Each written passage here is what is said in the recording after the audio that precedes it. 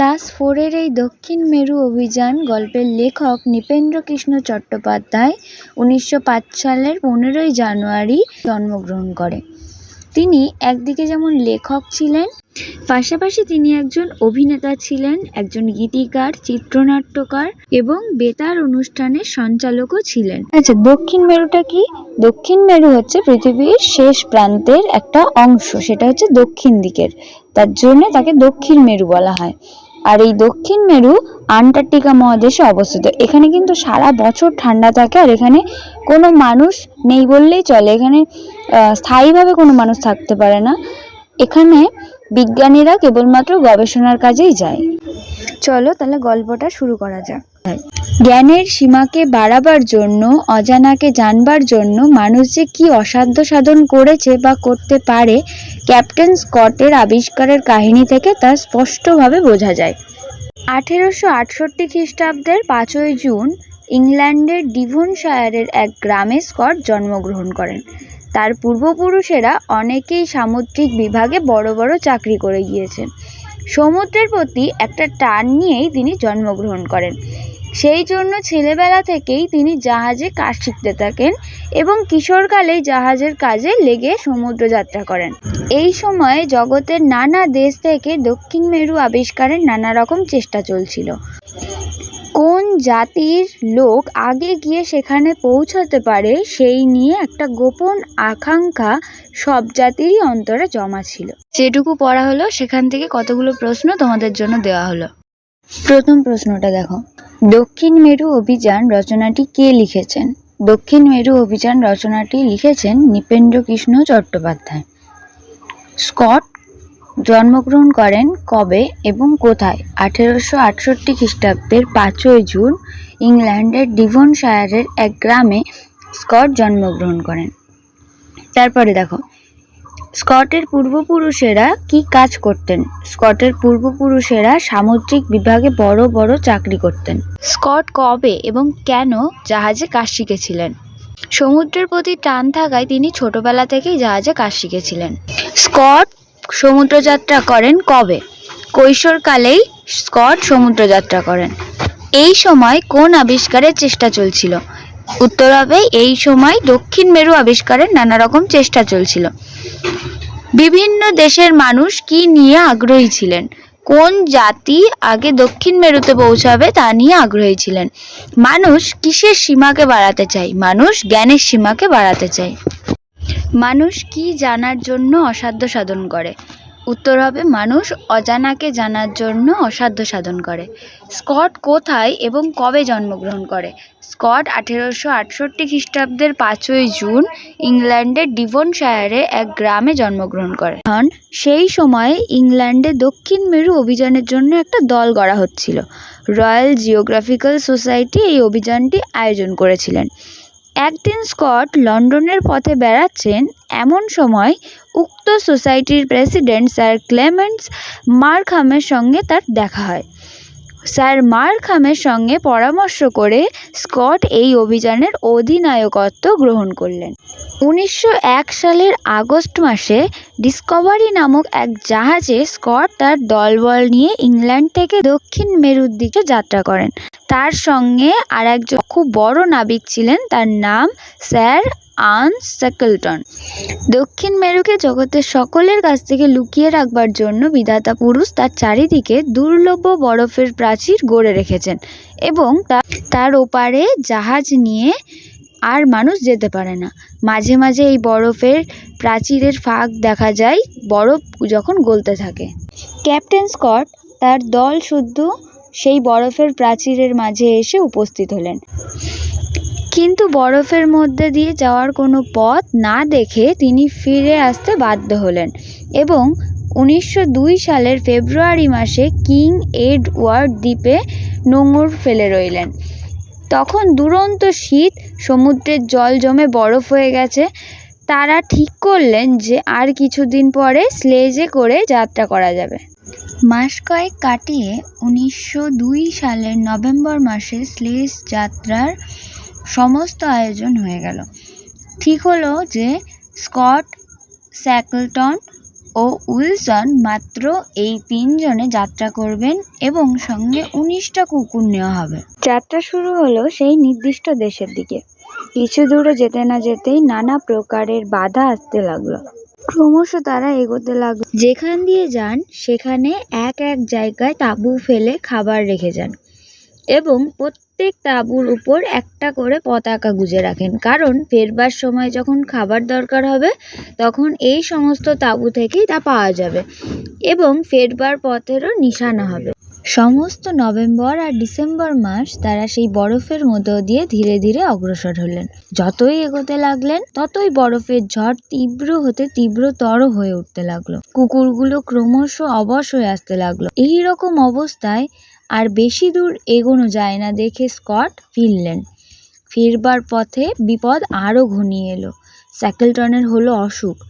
খাবারের ডিপো এত দূরে দূরে পোতা হয়েছিল যে এক ডিপো থেকে আর এক ডিপোতে পৌঁছাতে সবাই ক্ষুধায় অবসন্ন অজ্ঞান হয়ে পড়তে লাগলো। বিশেষ করে কুকুরগুলো, তারাই স্লেজ ট্রেনে নিয়ে চলেছে। সেজন্য কুকুরের খাবার জোগাবার জন্য নিরুপায় হয়ে তারা এক একটা কুকুর মেরে তারই মাংস অপর কুকুরগুলোকে খাওয়াতে লাগলেন। এই রকম করে তারা কোনো রকমে জীবন নিয়ে সে যাত্রায় আবার কিং এডওয়ার্ড দ্বীপে ফিরে এলেন। যতটা পড়া হলো তার থেকে কিছু প্রশ্ন তোমাদের দিচ্ছি। ইংল্যান্ডের দক্ষিণ মেরু অভিযানের আয়োজন কে করেছিল? রয়্যাল জিওগ্রাফিক্যাল সোসাইটি এই অভিযানের আয়োজন করেছিল। স্কট কিভাবে দক্ষিণ মেরু অভিযানে যোগ দেন? স্যার ক্লেমেন্ট মার্খামের সঙ্গে পরামর্শ করে স্কট এই অভিযানে যোগ দেন। স্কট কবে দক্ষিণ মেরুর উদ্দেশ্যে যাত্রা করেন? 1901 সালের আগস্ট মাসে স্কট যাত্রা করেন। স্কটের সঙ্গে কোন বিখ্যাত নাবিক ছিলেন? স্কটের সঙ্গে স্যার আর্নেস্ট স্যাকেলটন ছিলেন। দক্ষিণ মেরুকে প্রকৃতি কিভাবে আড়াল করে রেখেছে? চারিদিকে বিশাল বরফের প্রাচীর গড়ে দক্ষিণ মেরুকে আড়াল করে রেখেছে। বরফের প্রাচীরে কখন ফাঁক দেখা যেত? বরফ গলতে শুরু করলে মাঝে মাঝে ফাঁক দেখা যেত। স্কট কেন প্রথমবার ফিরে আসতে বাধ্য হন? বরফের মধ্যে দিয়ে যাওয়ার কোনো পথ না পেয়ে তিনি ফিরে আসতে বাধ্য হন। 1902 সালের ফেব্রুয়ারিতে তারা কোথায় নোঙর ফেলেন? তারা কিং এডওয়ার্ড দ্বীপে নোঙর ফেলেন। সমুদ্রের জল বরফ হয়ে গিয়েছিল কেন? প্রচণ্ড শীতের কারণে সমুদ্রের জল বরফ হয়ে গেছিল। স্লেজ যাত্রার পরিকল্পনা কবে করা হয়? 1902 সালের নভেম্বর মাসে স্লেজ যাত্রার পরিকল্পনা করা হয়। স্কটের সঙ্গে কারা স্লেজ যাত্রায় বেরিয়েছিল? স্যাকেলটন ও উইলসন স্কটের সঙ্গে বেরিয়েছিলেন। স্লেজ টানার জন্য কয়টি কুকুর নেওয়া হয়েছিল? স্লেজ টানার জন্য 19টি কুকুর নেওয়া হয়েছিল। ফেরার পথ চিনতে তারা কি করতেন? ফেরার পথে পথে খাবার রেখে পতাকা গেঁথে রাখতেন। বরফের চাইগুলোর অবস্থা কেমন ছিল? বরফের চাইগুলো ক্রমশ বড় ও উঁচু হয়ে উঠছিল। কুকুরগুলোর অবস্থা কেন খারাপ হতে লাগলো? অতিরিক্ত পরিশ্রম ও খাদ্যের অভাবে কুকুরগুলোর অবস্থা খারাপ হয়। স্কট কেন আর এগোতে পারলেন না? কঠিন আবহাওয়া ও কুকুরদের দুরবস্থার কারণে তিনি আর এগোতে পারেননি। স্যাকেলটনের কি অবস্থা হয়েছিল? স্যাকেলটন অসুস্থ হয়ে পড়েছিলেন। খাবারের ডিপোগুলো দূরে দূরে থাকায় কি সমস্যা হয়েছিল? এক ডিপো থেকে অন্য ডিপোতে পৌঁছাতে খুব কষ্টকর হয়ে উঠছিল। কুকুরদের বাঁচানোর জন্য তারা কি করেছিলেন? একটি কুকুর মেরে তার মাংস অন্য কুকুরদের খাওয়ানো হয়েছিল। শেষ পর্যন্ত তারা কোথায় ফিরে আসেন? শেষ পর্যন্ত তারা আবার কিং এডওয়ার্ড দ্বীপে ফিরে আসেন। কয়েক মাস সেই দ্বীপে কাটিয়ে আবার যাত্রা শুরু করলেন। এবার সঙ্গে মাত্র 2 জন সঙ্গী, ইভান্স আর লাসলি। এবার তারা চাকাওয়ালা স্লেজে যাত্রা করলেন। সঙ্গে কুকুর নিলেন না।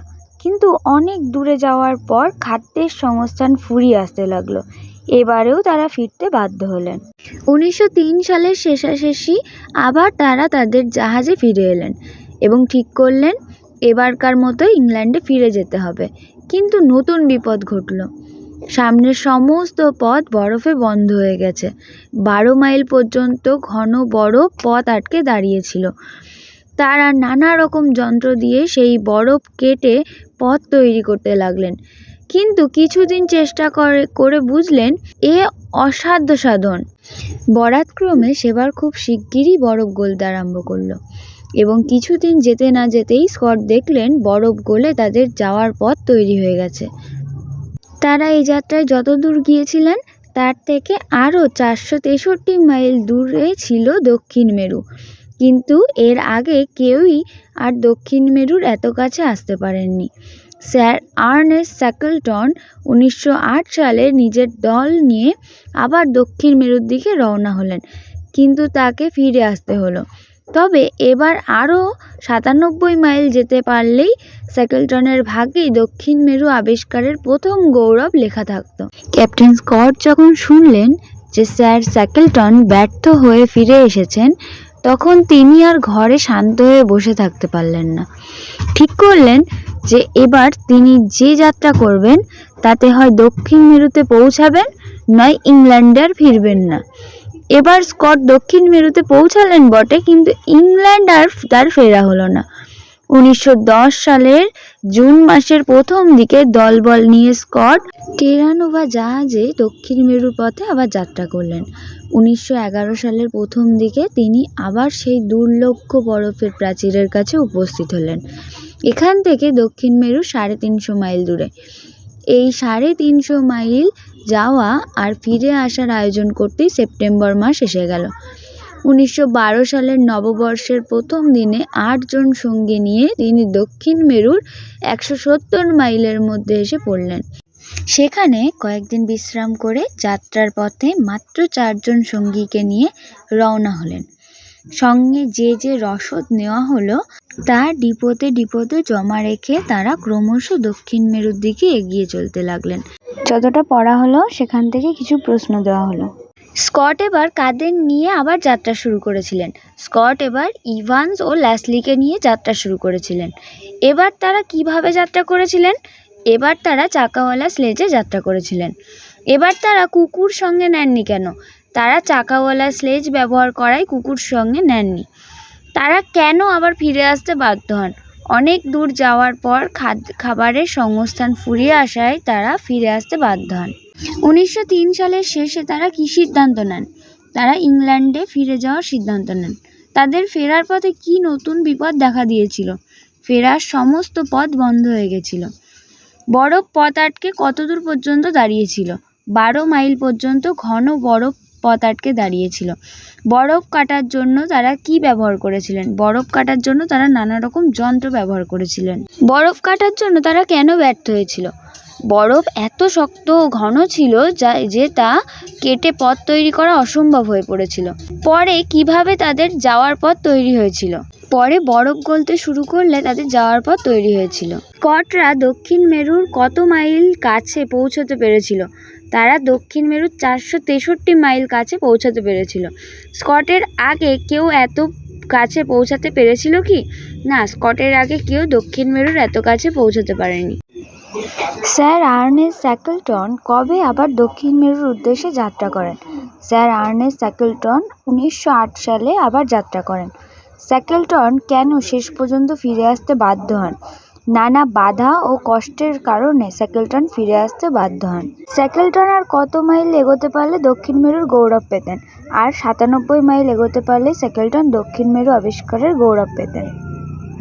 এবং পথে কোনো বিশেষ বিপদের মধ্যে না পড়ে তারা 18 জানুয়ারি 1912 সাল তাদের ঈপ্সিত দেশ দক্ষিণ মেরুতে এসে উপস্থিত হলেন। কিন্তু অত্যন্ত দুঃখের বিষয় যে ক্যাপ্টেন স্কট সেখানে উপস্থিত হয়েই দেখেন যে যেখানে তারা তাদের দেশের পতাকা প্রথমে পুঁতবেন বলে ভেবেছিলেন সেখানে নরওয়ে দেশের পতাকা উঠছে। তাদের কয়েক সপ্তাহ আগে নরওয়ের বিখ্যাত আবিষ্কারক আমুন্ডসেন দক্ষিণ মেরুর প্রথম আবিষ্কর্তার গৌরব অর্জন করে চলে গেছেন। সেই জনমানবহীন অত্যন্ত তুষারের দেশে নরওয়ের পতাকা আর কাষ্ঠফলকে আমুন্ডসেনের নাম তার বিজয় বার্তা ঘোষণা করেছে। এবার ফেরবার পালা। যাওয়ার সময় তখন কোনো বিপদ হয়নি, কিন্তু ফেরবার মুখে পথে পথে ভয়াবহ বিপদ এসে বাধা দিতে লাগলো। হাওয়া আর বয় না, তার জায়গায় বয় জমাট বরফের কণা। দিনের পর দিন আকাশ পৃথিবী কিছুই দেখা যায় না। শুধু বরফের বৃষ্টি। সেই ভয়াবহ অবস্থার মধ্য দিয়ে শ্বাসরুদ্ধ অবস্থায় 5 জন লোক চলেছে। পথের দিশা অত্যন্ত তুষারপাতের মধ্যে হারিয়ে গেছে। অনাহারে সর্বশরীর অবসন্ন। একদিন সেই অবস্থায় ইভান্স পড়ে গেলেন, আর উঠলেন না। শুভ্র তুষার এসে তার মৃতদেহের উপর কবর রচনা করল। তুষারপাত প্রতিদিন বেড়েই চলতে লাগলো। অবশেষে তারা একটা দ্বীপতে এসে উপস্থিত হলেন। এরপর ক্যাপ্টেন ওটস এক রাত্রে বাইরে গেলেন, কিন্তু আর ফিরলেন না। সেই ভয়াবহ অবস্থার মধ্য দিয়ে অবশিষ্ট 2 জন সঙ্গীকে নিয়ে স্কট অগ্রসর হতে লাগলেন। অবশেষে অবসন্ন দেহে নিরুপায় হয়ে তাদের সঙ্গে যে তাঁবু ছিল তাই খাটিয়ে তার ভেতর ঢুকলেন তারা।